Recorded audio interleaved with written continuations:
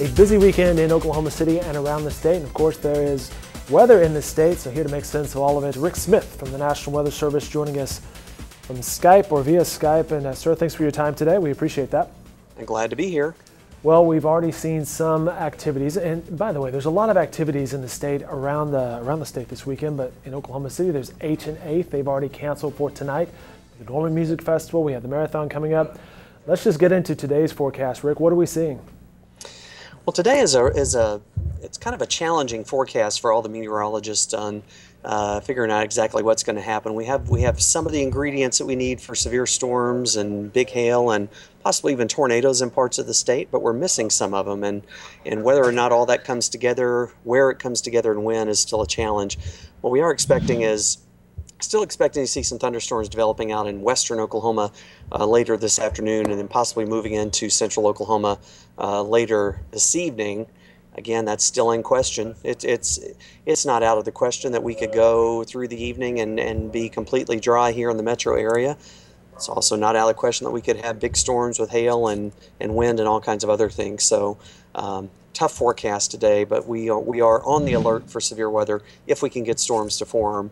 There are some ingredients there that could make them kind of strong to severe in places. And that's why we have you guys down there at the National Weather Service, and Norman is tracking storms like this. It seems like I saw earlier today on Twitter that there was rain down south, and perhaps that was preventing some storms from popping up. Can you talk about how that works? Yeah, we have a big complex of rain and thunderstorms that's been sitting down over North Texas, which is great. They need their water, and what that's doing is, it's kind of cutting off the flow of the really warm, moist air up into the state.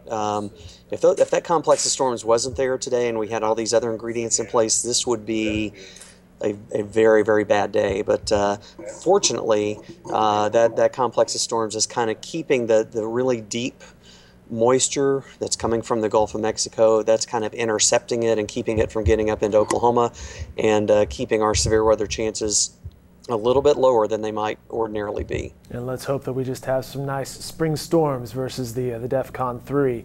Let's look ahead this weekend to Saturday, and then give us a marathon forecast for Sunday morning. Saturday's actually looking pretty nice. We'll see mainly dry conditions, sunny skies, temperatures upper 70s, lower 80s across much of the area. For the marathon on Sunday morning, it's looking great, much better than it did last year, with morning temperatures to start out in the 55 to 60 degree range probably, and then rising up from there. We do have rain chances coming back into the forecast later on Sunday, but well after all the activities downtown are done with. So you're talking later on Sunday afternoon, perhaps be weather aware again? Yeah, threat of severe weather again on Sunday afternoon and evening, toward evening here in central Oklahoma.